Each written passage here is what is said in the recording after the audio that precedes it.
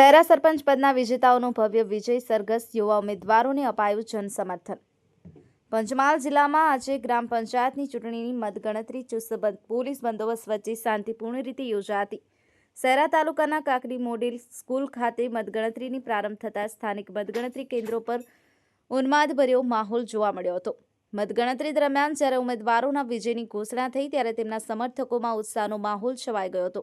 ઢોલ નગારા અને ડીજે સાવજના સંગાથી વિજેતા ઉમેદવારોનું ભવ્ય સ્વાગત કરવામાં આવતું હતું। વિજેતાઓને ફુલાર પહેરાવવામાં આવ્યા અને ઘોડા પર બેસાડી અને વિજય સરઘસ કાઢવામાં આવ્યું। બીજી તરફ હારેલા ઉમેદવારોમાં નિરાશા જોવા મળી હતી। જિલ્લાની કુલ 247 ગ્રામ પંચાયતો માટે આજે મતગણતરી યોજાઈ હતી, જેમાંથી 136 પંચાયતો માટે સામાન્ય અને 111 પંચાયતો માટે પેટા ચૂંટણી યોજાઈ હતી। કુલ 391 સરપંચ પદ અને 1993 સભ્ય પદ માટે મતદાન થઈ ચૂક્યા બાદ આજે પરિણામ જાહેર કરાયું હતું। જિલ્લાના વિવિધ મતગણતરી કેન્દ્રો પર સમર્થકોનો ભારે જમાવડો રહ્યો। ચૂંટણી દરમિયાન કાયદો અને વ્યવસ્થાની પરિસ્થિતિ જળવાઈ રહે તે માટે સંપૂર્ણ પોલીસ બંદોબસ્ત રાખવામાં આવ્યો હતો। 7 તાલુકાઓમાં કુલ 211 ટેબલ પર મતગણતરી કરવામાં આવી હતી। આ વખતે ખાસ કરીને યુવા ઉમેદવારોને મતદારો તરફથી વિશેષ સમર્થન મળ્યું હતું। શહેરા તાલુકામાં પણ યુવા આગેવાનોના વિજય સાથે લોકશાહીની ઉજવણી જેમ રીતે થઈ એ જોઈને ગામડાઓમાં નવી રાજકીય પેઢી ઊભી થાય તેવી આશા ઉપજી છે।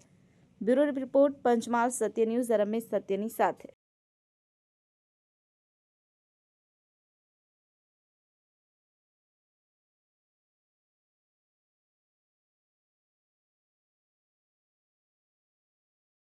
ગ્રામ પંચાયત ચૂંટણી 2025ની અંદર ઘોડા ગ્રામ પંચાયતમાં હું પોતે પગી કાળુભાઈ નાનાભાઈ અને સરપંચની ઉમેદવારી મારા ધર્મપત્ની પગી ગજરાબેન કાળુભાઈ 664 મતની જંગી બહુમતી લીડથી આજરોજ અહીંયા વિજેતા થયા છે।